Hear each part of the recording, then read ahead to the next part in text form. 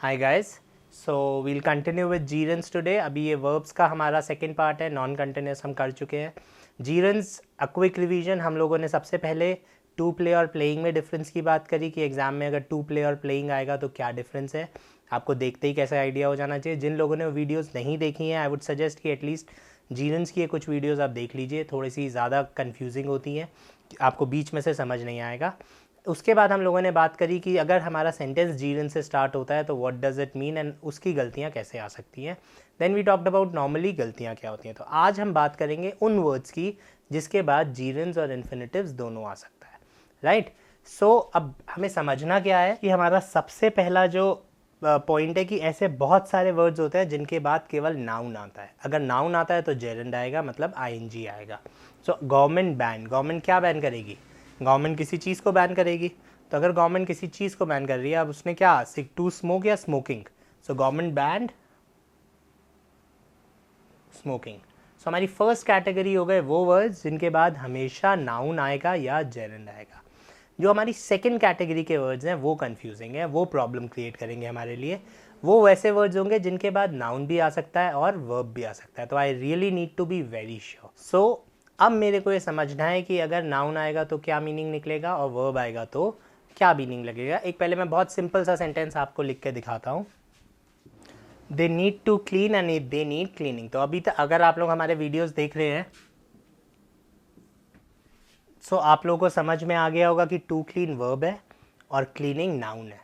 अब नीड के बाद दोनों चीज़ें आ सकती हैं। तो अगर मैं बोलता हूँ दे नीड टू क्लीन, तो उन्हें कोई चीज़ साफ़ करनी है। They need to clean their house, यानी मैं उनके घर गया था, घर बहुत ही ख़राब था, they need to clean the house. आगे द हाउस लिखा होगा, बट यहाँ पे डिफरेंस समझ में आया। दे नीड टू क्लीन का मतलब है उनको खुद साफ़ करना है, एंड दे नीड क्लीनिंग का क्या मतलब हुआ, उन्हें इस चीज़ की ज़रूरत है।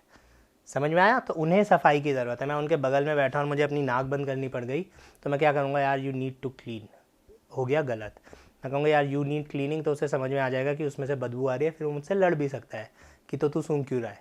But the point is you need cleaning is जब बगल वाले से बदबू आ रही होगी, and you need to clean is तुमने खुद साफ़ करना है। तो हमारे को ये मीनिंग चेंज बहुत इंपॉर्टेंट है समझना। तो कुछ ऐसे वर्ड्स होंगे जिनके साथ दोनों चीज़ें आ सकती हैं। दोनों आएंगी तो ऊपर वाला वर्ब है, मतलब आप ये काम कर रहे हैं, और नीचे वाला नाउन है, मतलब आपको इस चीज़ की ज़रूरत है, राइट। तो हमारा पहला वर्ड नीड हो गया। इसके बाद टू क्लीन और क्लीनिंग दोनों आ सकते हैं, and this is how the meaning would change. Next word हो गया हमारा स्टॉप्ड। ही स्टॉप्ड या they stopped to clean and they stopped cleaning. ये फिर भी आसान है क्योंकि स्टॉप के दो अलग अलग मीनिंग्स हो जाते हैं। पहला मीनिंग हो गया रुकना और दूसरा मीनिंग हो गया छोड़ना या क्विट। तो they stopped to clean is वो सफाई करने के लिए उठे। जैसे स्वच्छ भारत अभियान चल रहा था, तो जो लोग इंस्पायर्ड है, हमें बाहर कुछ कूड़ा पड़ा हुआ दिखा तो हम क्या करेंगे, हम रुके, हमने उसको उठा के कूड़ेदान में फेंक दिया। तो I stopped to clean my city और I stopped to clean my country. But they stopped cleaning मतलब उन्होंने सफाई ही छोड़ दी, उन्होंने किसी चीज़ को छोड़ दिया, दे क्विट। अब आज के बाद मैं इस चीज़ को कभी नहीं छूँगा। तो आई स्टॉप्ड समबडी, मैंने उसको छोड़ दिया। आई स्टॉप्ड स्मोकिंग, मैंने उस चीज़ को छोड़ दिया। तो आपने उसको हमेशा हमेशा के लिए छोड़ दिया। तो इसका मतलब हुआ रुका, इसका मतलब हुआ छोड़ दिया। तो हमारा सेकेंड वर्ड था स्टॉप्ड, जिसके बाद दोनों चीज़ें आ सकती हैं, and this is how the meaning changed. इसी तरह से थोड़े से और वर्ड्स करते हैं, एंड आइडियली जितने वर्ड्स मैं करा रहा हूँ एग्जाम में उसी में से आ जाएगा। उसके अलावा कोई वर्ड आएगा तो बहुत लॉजिकल होगा, और लॉजिकल होगा तो बस आपको वर्ब और नाउन में डिफरेंस देखना है और आपका क्वेश्चन सॉल्व हो जाएगा। सो अब हम कुछ उन वर्ड्स की बात करेंगे। जैसे मैंने पहला वर्ड नीड देखा था, अगर आपकी इंग्लिश अच्छी है, आप सेंटेंस को ध्यान से समझ रहे हैं, आपको पढ़ के ही मतलब समझ में आ जाएगा। लेकिन अब मैं कुछ ऐसे वर्ड्स की बात करूंगा जहाँ पे अगर मैं जीरन लगाऊं या मैं वर्ब लगाऊं तो इनका मीनिंग ही पूरा का पूरा चेंज हो जाएगा। तो ये वर्ड्स मेरे को याद करने पड़ेंगे, राइट। मेरे को ध्यान रखना पड़ेगा कि इनमें फ़र्क क्या होता है। सो जब मैं वेंट ऑन स्पीकिंग बोलता हूँ तो इसका मीनिंग है टू कंटिन्यू, मैं वो बोलता ही रहा, वो रुका ही नहीं। तो ही वेंट ऑन स्पीकिंग तो बोलता रहा बोलता रहा बोलता रहा, हम तो परेशान हो गए। And he went on to speak का मतलब है कि आपने एक्टिविटी में कुछ चेंज किया। पहले उसने पढ़ाई करी, फिर उसके बाद वो बोलने चला गया, फिर उसके बाद वो खेलने चला गया। तो वेंट ऑन स्पीकिंग का मतलब हो गया, वेंट ऑन स्पीकिंग का मतलब हो गया he continued speaking, and went on to speak का मतलब हो गया चेंज इन एक्टिविटी। पहले वो कुछ और कर रहा था, उसके बाद वो बोलने चला गया। तो इसी तरीके के कुछ वर्ड्स और कर लेते हैं जहाँ पे मीनिंग चेंज हो जाएगा, मेरे को ध्यान रखना पड़ेगा। We regret to inform you and we regret informing you. So we regret to inform you का क्या मतलब है, ये जैसे आप लोगों ने इंटरव्यूज़ वगैरह या जिसका भी कभी कोई रिजेक्शन हुआ है तो हमें लेटर लिखा हुआ आता है we regret to inform you, हमें बताते हुए दुख हो रहा है। तो ये एक फिक्स्ड एक्सप्रेशन है when you give some unpleasant news, जब आप कोई एक बुरी खबर दे रहे होते हैं। तो मुझे बताते हुए दुख हो रहा है कि ऐसा ऐसा हो गया, आपका इस बार सिलेक्शन नहीं हुआ या जो कुछ भी। And we regret informing you का मतलब पछतावा। अब आपने अपने छोटे भाई को बता दिया कि आप सिगरेट पीते हैं और आपकी लड़ाई हो गई अपने छोटे भाई से, और अब वो कह रहा है कि मैं तो पापा को बता दूंगा। तो आप कहोगे यार तेरे को तो बता के ही गलती की, तुझे तो कुछ बताना ही नहीं चाहिए, तू तो ऐसा ही है, हमेशा मम्मी के पास भाग जाता है। तो उसमें आप क्या कहेंगे, यू रिग्रेट इन्फॉर्मिंग समबडी। तो we regret to inform you का क्या मतलब हो गया, हमें आपको बताते हुए दुख हो रहा है, सूचित करते हुए दुख हो रहा है, खेत के साथ बता रहे हैं। And we regret informing you is आपको बता के हमने गलती कर दी, राइट। सो दिस इज़, ठीक है। तो ऊपर वाला हो गया गिव सम बैड न्यूज़ और नीचे वाला सिंपल है पछतावा। पछतावा मुझे हिंदी में लिखना आता नहीं है तो मैं लिख नहीं रहा हूँ, बट आप लोग समझ जाइएगा। So regret to inform you, कुछ बुरी खबर देना, and we regret informing you, आपको किसी चीज़ का पछतावा होना। अब ये जो वर्ड्स हैं एडवाइस, अलाउ, परमिट, बैन, अगर इनके मैं मीनिंग्स की बात करूँ, एडवाइस का मतलब सलाह देना, अलाउ का मतलब किसी चीज़ की इजाज़त देना, परमिट का मतलब किसी चीज़ को परमिशन देना, बैन का मतलब किसी चीज़ को बंद करना। तो आप देखेंगे तो चीज़ों की बात हो रही है, तो नॉर्मली इन चारों के बाद नाउन आना चाहिए, राइट। सो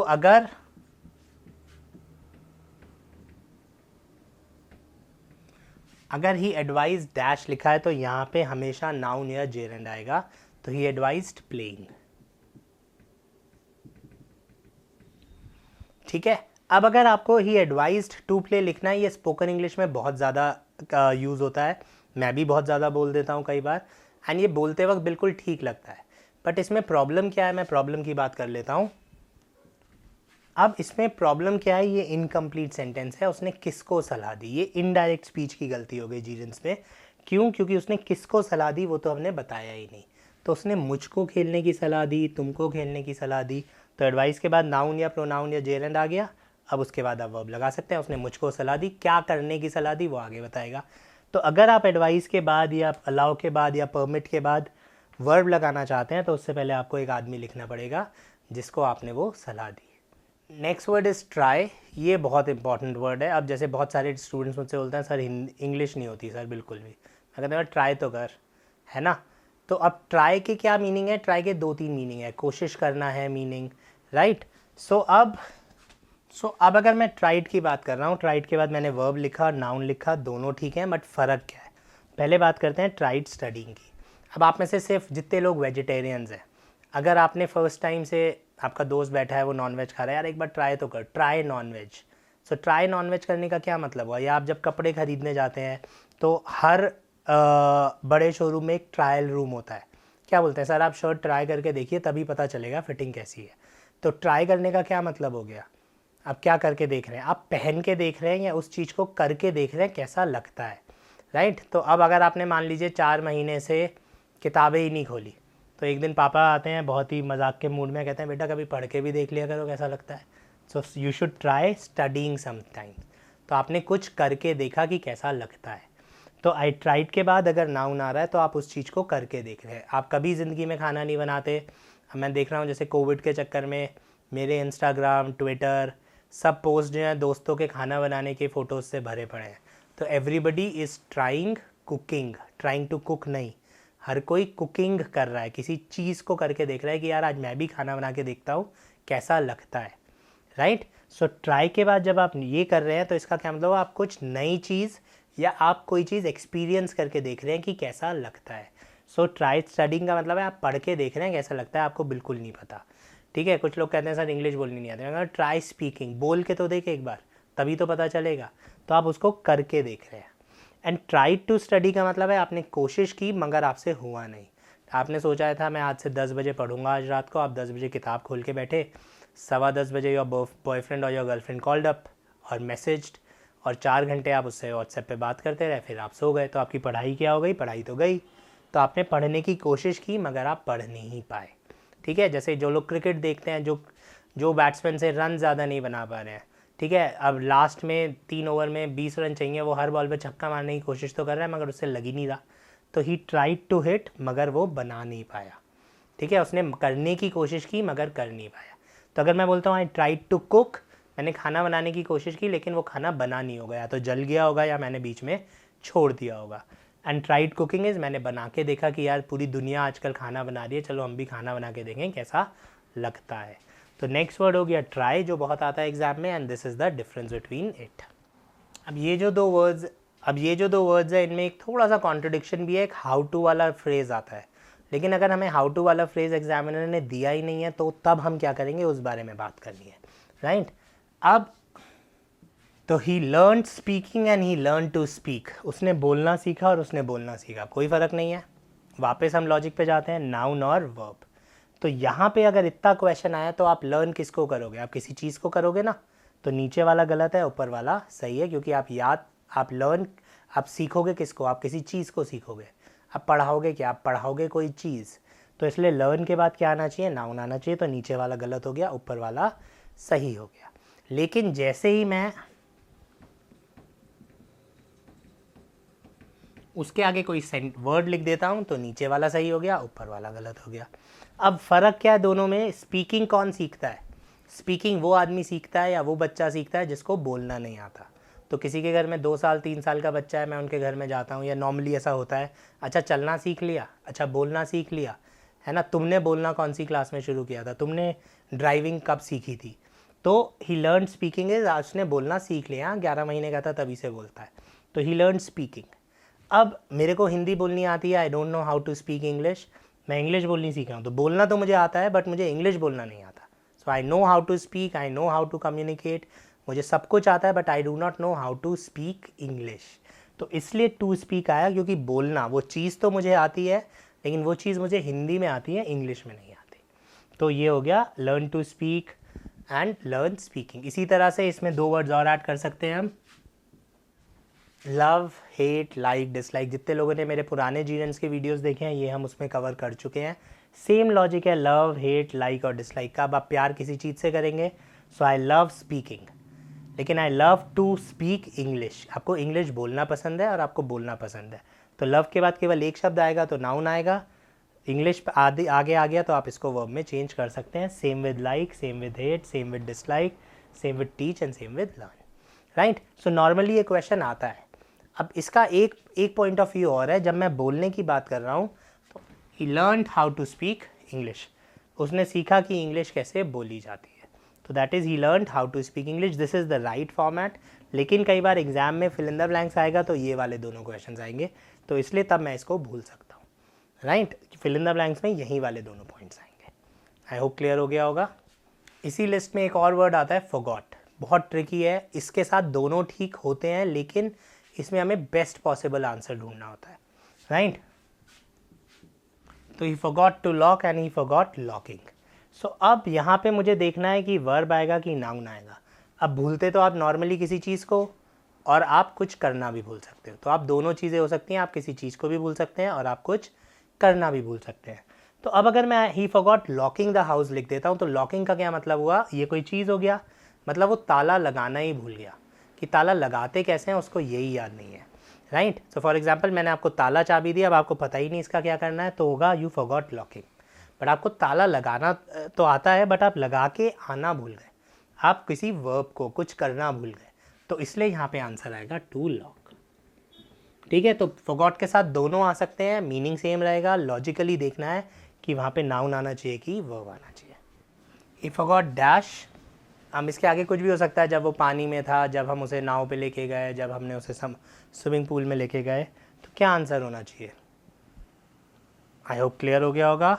इसका आंसर टू स्विम होगा, राइट। तो इसका आंसर टू स्विम नहीं होगा। अगर मैं यहाँ पे टू स्विम बोलता हूँ तो क्या मतलब हुआ, उसे तैरना ही भूल गया। अगर आप पानी में और आपको आपको याद ही नहीं रहा कि तैरना है, आप चलोगे तो हो नहीं पानी में हो तो एक ही काम करोगे, तैरोगे। तो अगर आप तैरना ही भूल गए और आप पानी में हो तो आप क्या हो जाओगे, फिर आप हमें बताने लायक ही नहीं रहोगे कि सर मैं तो कल तैरना ही भूल गया था पानी में, राइट। आप तैरना, आप कोई चीज़ भूल गए थे कि सर मैंने हाथ पैर मार रहा था लेकिन मैं नीचे जा रहा था, दोस्तों को दिख गया, उन्होंने मुझे बचाया, तो आप कोई चीज़ भूल गए। तो टेक्निकली हाउ टू स्विम होना चाहिए लेकिन अगर ये 2 ऑप्शन है तो मेरा आंसर होगा आई फॉरगॉट स्विमिंग। तो ये वेरी करेगा ऑन सेंटेंस टू सेंटेंस कि टू लॉक आएगा कि लॉकिंग आएगा, टू स्विम आएगा कि स्विमिंग आएगा। Grammatically both are correct, both have a perfect meaning, but ज़्यादा अच्छा कौन सा है, क्योंकि फिल इन द ब्लैंक्स में किसी भी एग्जाम में ये लिखा होता है pick the most suitable answer, तो हमारे को उस तरह से इसको सॉल्व करना है। So guys these were certain words जिनके बाद नॉर्मली दोनों आ सकते हैं, या तो इनका मीनिंग बिल्कुल चेंज हो जाता है या फिर आपको लॉजिकली देखना पड़ेगा। इसके अलावा भी ऐसी कुछ चीज़ें होती हैं। तो इसका एक टेस्ट बहुत इंपॉर्टेंट हो जाता है जीरेंस का, जो कि हम लोग आई थिंक एक क्लास के बाद नेक्स्ट क्लास में हमारा जीरेंस ख़त्म हो जाएगा। फिर जितने लोग भी मेरे साथ टेलीग्राम पे एटलीस्ट जुड़े हुए हैं मैं उनको एक टेस्ट दे पाऊँगा, और जिन नहीं जुड़े हुए हैं मैं लिंक डाल दूंगा, आप लोग हमारे यूट्यूब चैनल से उसको डाउनलोड कर सकते हैं। And I will give you 2 to 3 days to solve it and then we will discuss it online. हम यूट्यूब पे उस टेस्ट को डिस्कस करेंगे लाइव। एंड इसका टेस्ट करना बहुत ज़रूरी है, चाहे वो आपका स्पोकन इंग्लिश हो, you are doing tenses for your spoken English और your exams, it is very important to do a test of tenses. So next video के बाद जब हमारा जेरेंस ख़त्म हो जाएगा मैं एक टेस्ट दूंगा आपको, 3 या 4 दिन में दूंगा। फिर उसके बाद हम लोग इसको लाइव जाके उसको डिस्कस करेंगे। Thank you guys. Thanks for watching the video. If you found this video helpful, press the like button, subscribe to our channel and ring that bell icon so that you can get notified every time we upload a new lesson.